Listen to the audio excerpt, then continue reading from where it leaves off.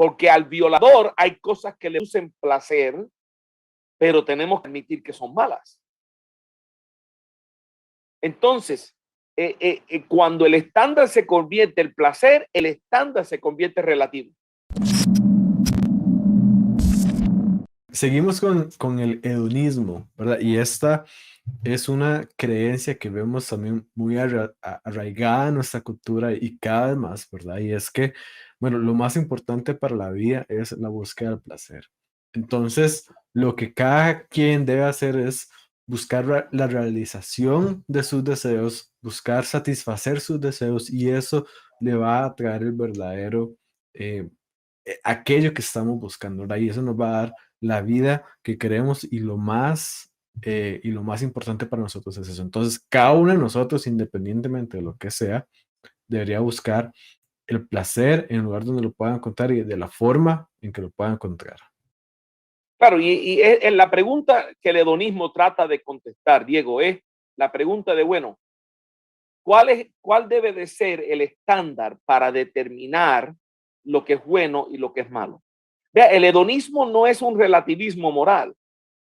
El hedonismo ha establecido unos parámetros para decidir si algo es éticamente bueno o malo.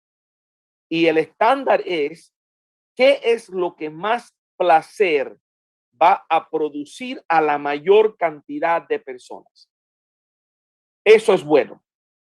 Y lo malo es lo que va a causar la mayor cantidad de dolor a la mayor cantidad de personas. El estándar se convierte en el placer o el dolor para determinar lo que es bueno y lo que es malo.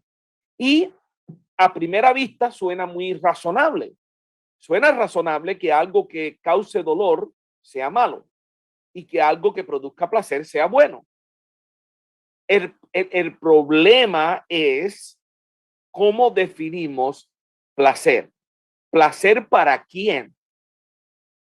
Porque al violador hay cosas que le producen placer, pero tenemos que admitir que son malas.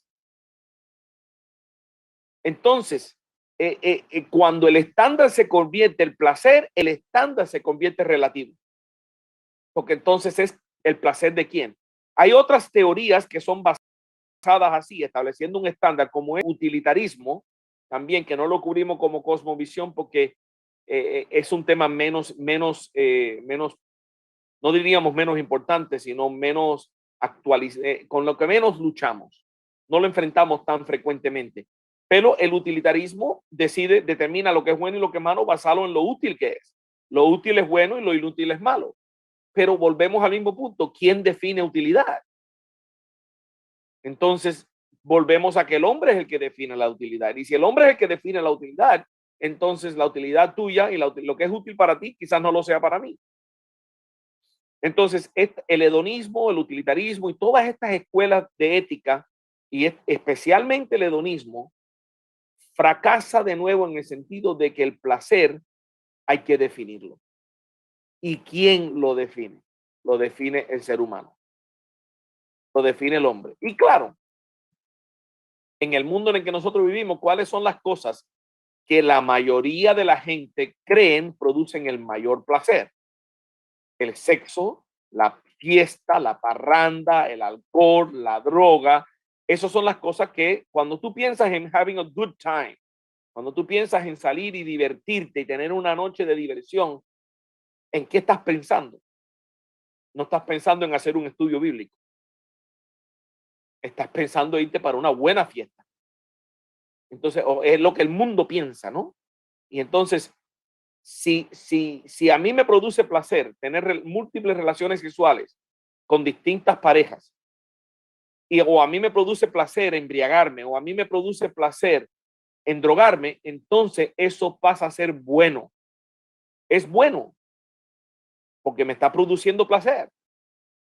Y no hacerlo es malo, porque me quita el placer. Ese es el grande problema. Ahora, la otra cara de esa moneda, Diego, es que la gente en la iglesia, los jóvenes en la iglesia, a veces la gente no quiere ir a la iglesia, o los jóvenes muchas veces no responden al evangelio, porque piensan que al entrar al evangelio, Diego, se les va a quitar todo el placer. Si soy cristiano, entonces no puedo estar durmiendo con todo el mundo, no puedo estar emborrachándome, no puedo estar endrogándome.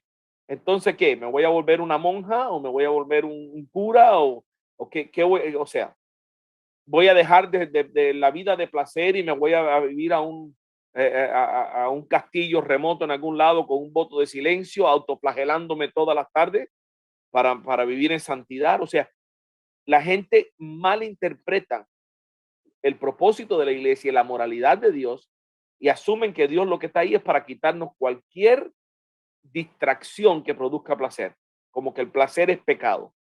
Entonces, esa es la reacción del mundo y contra eso es que tenemos que luchar. El hedonista ve la iglesia como opresión, como que le está robando la oportunidad de vivir una vida de placer y lo quieren obligar a vivir una vida de miserable, una vida de sufrimiento y de autoflagelación.